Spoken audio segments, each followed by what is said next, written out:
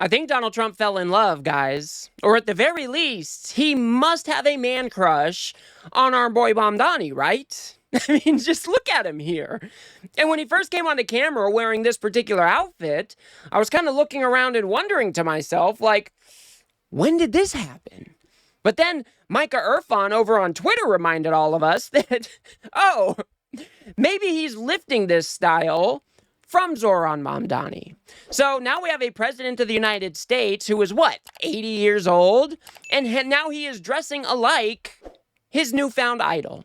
All because Zohran Mamdani is in the political spotlight right now for all of the right reasons, who is backed by a ton of excitement in New York City. And I guess Donald Trump thought that he could bring him into the White House and score a few political brownie points off Mamdani's success.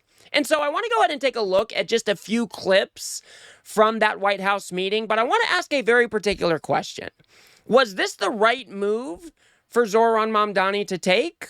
Or was this just softening the image of Donald Trump's authoritarian tendencies? And to go ahead and kick things off, I just want to give everybody a taste of the kind of vibe of this White House meeting. Here's Donald Trump being asked whether or not he considers Zohran Mamdani to be a jihadist. If you guys do appreciate my work and want to support the show, please do remember to subscribe. Please. Mr. President, Republican Elise Stefanik has campaigned multiple times by calling Zohran Mamdani a jihadist. Do you think you're standing next to a jihadist right now in the Oval Office? No, I don't, but she's out there campaigning, and, you know, you say things sometimes in a campaign.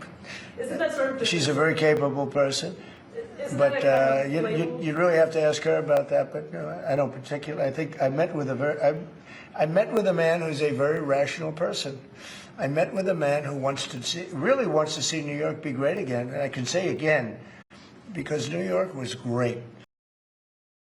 So yeah, for those of you that did not see this meeting, Donald Trump was captivated by Zohran Mamdani. And rightfully so. Zohran Mamdani is a young, attractive young man. He is very charismatic. He is a very, very good communicator.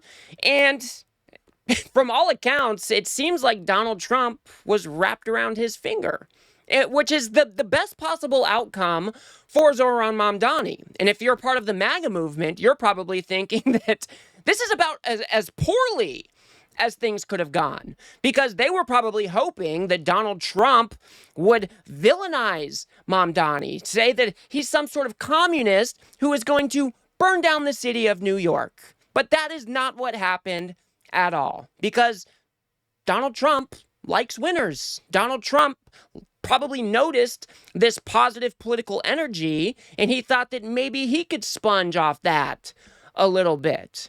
But what I want to talk about in particular here, like I said, we're going to talk about whether or not this was the right move for Zohran Mamdani. And the first question that he is asked here, or not the first question, but one of the questions that stood out to most people was whether or not he wanted to retract his statements about Donald Trump being a despot. Let's go ahead and see how he answers this.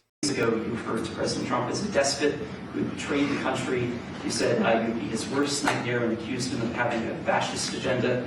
Are you planning to retract any of these remarks in order to improve your relationship? I think both President Trump and I, we are very clear about our positions and our views, and what I really appreciate about the president is that the meeting that we had focused not on places of disagreement, which there are many, and also focused on the shared purpose that we have in serving New Yorkers. And frankly, that is something that could transform the lives of the 8.5 million people who are currently struggling under a cost of living crisis, with 1 in 4 living in poverty. And the meeting came back again and again to what it could look like to lift those New Yorkers out of struggle and start to deliver them a city that they could do more than just struggle to afford it, but actually start to live in it. And I've been called much worse than a despot, so it's... So here you've got Trump saying, I've been called much worse than a despot, guys. It's okay. Now, Zohran Mamdani obviously didn't come out and say that Donald Trump is a despot. He didn't come out and say that he wanted to retract those statements, which I think is probably the right thing to do in this particular scenario, right? You don't want to actually stand up there and insult Donald Trump directly to his face, especially when the question was worded in the way that it was worded. But I want you guys to think about something. I think when you've got political leaders like Mamdani and Donald Trump who are so polar opposites, and you've got Mamdani talking about how Donald Trump is a fascist, how he is a despot, how he is attacking our democracy, and then he goes into the White House and has this chummy meeting with Donald Trump, some onlookers might look at that and say that, oh, these people must just be exaggerating for political reasons. Maybe Donald Trump isn't as bad as they say that he is. And I think we need to be cognizant of that. Now, I really like that Mamdani didn't take back his statements. Could he have been more forceful in his answer? Maybe. But I'm really glad that he stood on business in that polite way, because we're going to kind of loop around to what he had to say after this meeting, and that'll become more clear. But the second question we want to look at here is whether he thinks that Donald Trump is a fascist. Let's go ahead and see how he answers that. Clarify your answer to Stephen Nelson. He asked about your comment calling the president a fascist, and your answer was, both President Trump and I have been clear about our positions and our views. Are you affirming that you think President Trump is a fascist? I've spoken about... That's okay. You can just say yes. Okay. All right. Okay. It's easier. It's easier than explaining it. I don't mind. So here again, you have Donald Trump cutting off Mamdani, saying, hey, it's okay, buddy. It's okay. No need to explain. I don't mind at all. And what does Mamdani do? He said, yes. And then he kind of just shuts up. Yes, I do think that Donald Trump is a fascist.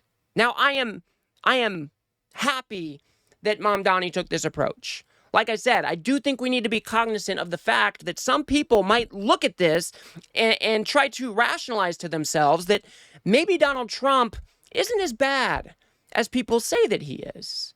But after, or I think it was the next day, Mamdani went on to meet the press where he was pressed about these questions again.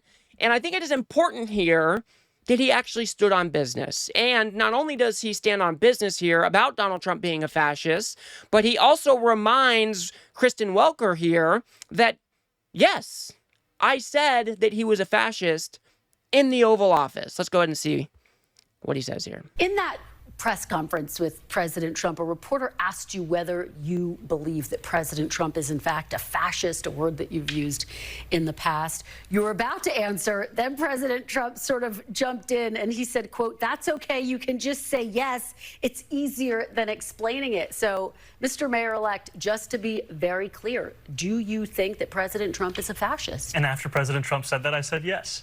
And so you do? And that's something that I've said in the past, I say it today, and I think what I appreciated about the conversation that I had with the president was that we were not shy about the places of disagreement about the politics that has brought us to this moment, and we also wanted to focus on what it could look like to deliver on a shared analysis of an affordability crisis for New Yorkers.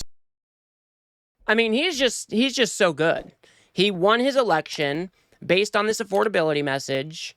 Kristen Welker asks him whether or not he still believes that Donald Trump is a fascist, and he unabashedly says, yes, of course I still do. I think that today, I thought that yesterday, and I probably will continue to think that into the future, but then he ties that back into the affordability message. And I think that this is a very, very fine line that these politicians have to walk, because there does need to be some cooperation between the White House and one of our biggest cities, New York City, right?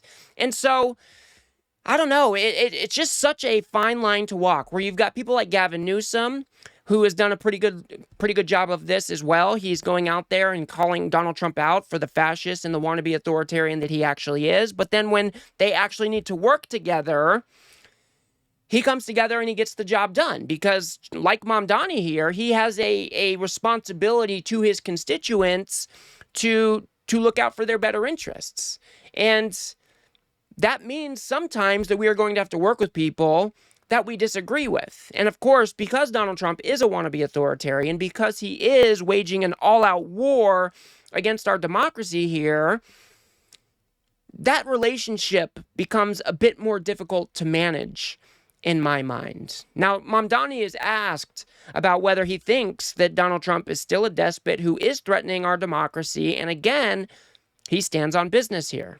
You've also said in the past that President Trump has engaged in a, quote, attack on our democracy. You've called him a despot. Do you still believe President Trump is a threat to the democracy? Everything that I've said in the past, I continue to believe. And that's the thing that I think is important in our politics, is that we don't shy away from where we have disagreements, but we understand what it is that brings us to that table. Because I'm not coming into the Oval Office to make a point or make a stand. I'm coming in there to deliver for New Yorkers. And a few weeks ago, I was asked by a reporter 3 words to describe myself. I said, New York City. And that's what animated that conversation. How do we deliver for the people of New York City? Yeah, so again, guys, unabashed about it. Yes, Donald Trump is a despot, a wannabe despot. He is waging an all-out war on our democracy, but then he ties it back into how do we do what is best for the people of New York City. Like, I'm just having a real tough time with this one because on the one hand, you know, people inside the Democratic Party, people of the Democratic base, they want people out there and they want them to be fighters, right? But then you've got these situations where you do need to work with the White House to look out for your constituents. And I think that Mamdani really straddled that line quite nicely, where he didn't disavow his comments in the White House. And then when he is asked about them a day or two later, he comes out and says the exact same thing. Now, maybe one could take issue with the type of rhetoric that he was using in the White House while he was standing side by side with Donald Trump, but I don't know how else that Mamdani could have handled himself there. I think that this was the right thing to do. I think that Zohran Mamdani has a ton of political capital right now. He is going to be moving into the transition to become the mayor of New York City. He's using some of that political capital. He reached out to the White House to set this meeting up, and the meeting went probably about as well as Mamdani could have hoped. You could tell that he was prepared. He consulted with other Democrats who have had to deal with Trump, and you could tell that he was prepared. And I really like that he didn't have to disown or disregard some of his past statements about Donald Trump being the fascist that he is. So I want to know what you guys think. Where is that line at? And does Zohran Mamdani going to the White House do more harm than it does good? Do people looking on at Mamdani look at this meeting and say, oh, well, Donald Trump must not be as bad as people say that he is? Because look, they're getting along so swimmingly. They're laughing together. Donald Trump is cutting him off and trying to finish his sentences. Well, what's really going on here? So I don't know. I think it's an interesting question. I think it is a very fine line that these politicians must skirt around. And I think Zohran Mamdani, for his part, did a pretty good job here. He didn't denounce the things that he has said in the past. And he was always able to tie these very pointed questions back to this affordability message that he ran on, that he won on. So I want to know what you guys think.